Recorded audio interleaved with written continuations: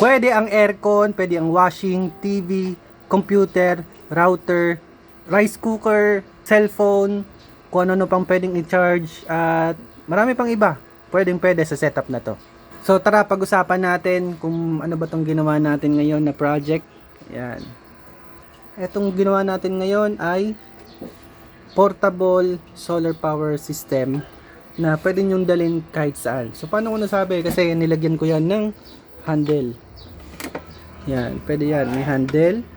At the same time, pwede natin lagyan ng caster wheels. Yan.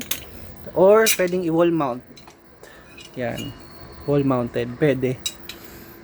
Ang isa pang ginawa natin dito, kaya pwede nga siyang tanggalin at dalhin kung saan saan, ay meron tayong mga plug and play na connections. So ito, papunta tong solar panel, papunta yan doon. Ayun o.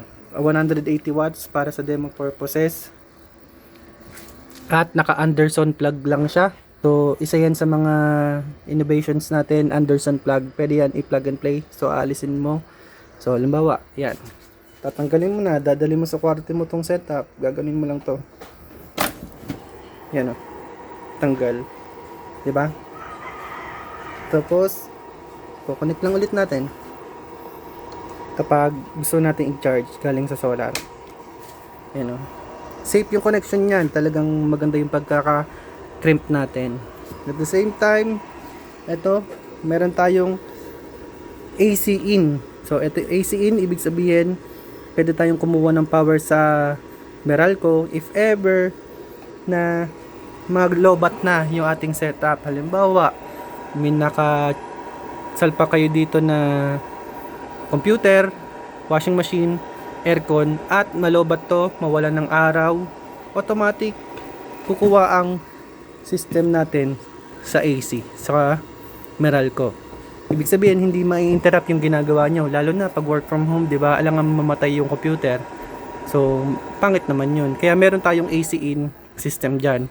So, assisted tayo ng Meralco if ever mawalan ng charge itong setup natin. Itong setup na to, hindi lang basta mga outlet. So, meron tayong tatlong sample na outlet para lang mapakita sa inyo na yan, marami tayong pwedeng ilagay sa ganitong klaseng portable setup. Hindi tayo limited. At meron tayong AC breaker dito na pwede nyong ilagay dito yung linya ng bahay. Ayan. So, yan, nakalinya to sa baba ng bahay namin. Nandyan yung mga electric fan, wifi, CCTV, yan, mga ilaw, connected dyan. So, sample yan para maiwasan nyo yung maraming extension. Halimbawa, diba, may mga outlet tayo dyan. Kakabitan nyo ng extension. Di ang dami yung wiring sa bahay, no? So, kapag dito sa gantong setup, yan, linya na lang ng bahay ang pwede nyong ilagay dyan. Okay? Tapos, kompleto tayo sa protection. Meron tayong mga DC breakers dito, 3. Meron din tayong AC breakers, 3 din. 1, 2, 3. So, kompleto protection natin. At lalagyan pa natin to ng fire extinguisher dito, yung automatic na nakadetect ng about 170 degrees, mag-extinguish siya. At lalagyan pa natin to ng grounding system. So, pinag-iisipan ko pa kung paano lalagyan to ng grounding system kasi dahil portable yung design niya, kapag naglagay tayo ng over voltage protection, yung ground ay matatanggal sa kung saan dapat siya nakalagay. Lalagyan natin ng DC, over voltage protection, galing solar. Ito naman AC. Kailangan din natin yan, di ba? So yun, pag-iisipan pa natin. Pero dito sa setup natin, sample lang naman syempre itong dalawang 20Ah battery ng lead acid at 180 watts solar panel. Kapag ganito yung nakalagay, mga basic appliances lang ang pwede. So hanggang electric fan, wifi router, CCTV, mga ilaw, laptop, kayang-kaya nito. Pero palitan mo lang yon, no? Gawin mo itong 100Ah or 200Ah, kayang-kaya na nito magpatakbo ng malalaking appliances tulad ng aircon, ng mga 1 horsepower na aircon. Kasi ito, naka 2000 watts tayo na pure sine wave inverter. Kaya nito yung mga 1 horsepower na aircon. So, syempre kapag gusto natin mas malaki, gagawin ko tong 3000 or mas malaki pang inverter. So So dati ang gamit natin itong low cost na PWM solar charge controller. Ang pangit kasi dito, lahat ng solar power na harvest niya, ibinabato niya lahat sa battery, which is hindi tama, no. So dito sa MPPT na to, controlled. Kung ano lang yung kailangan ng battery, yun lang ibibigay niya. Hindi porket 180 watts yun, ibibigay dito lahat, which is kasi meron tong amperes lang na pwede. So kinocompute din natin yun, no. Hindi basta-basta magkakabit. Kasi nangyayari dyan, basta may harvest, ibibigay ng solar charger na to, dito lahat sa battery na to. Eh kung lead acid, lumolobo yan, kumukulo yan. So hindi pwede, no? Hindi talaga siya maaari. Siguro hanggang 100 watts solar panel, tapos mga 50, pwede na siguro yon. Pero kapag ganyan 180 watts, tapos 20 Ah lang, kukulo talaga yan, ibibigay niya lahat, lalo pag wala kayong load. Tapos gamit din natin dati ito yung modified sine wave inverter na 500 watts. Mahihirapan dyan yung mga electric fan, uugong. Dito, goods na to ng pure sine wave, tapos naka 60 Hz. Ayan, no, kita nyo sa digital meter natin, ang gamit natin ngayon ay 4 watts lang. So nakatipid na tayo ng about 13.8. So yung 13.8, yung Meralco, pataas na pataas, no. Tama-tama sana yung mga gantong setup. Sa ngayon, meron tayo ditong portable fire stop or fire extinguisher pa if ever. Kasi hindi pa tayo nakakabili nung fire extinguisher na automatic na nakaka-detect yung may sensor.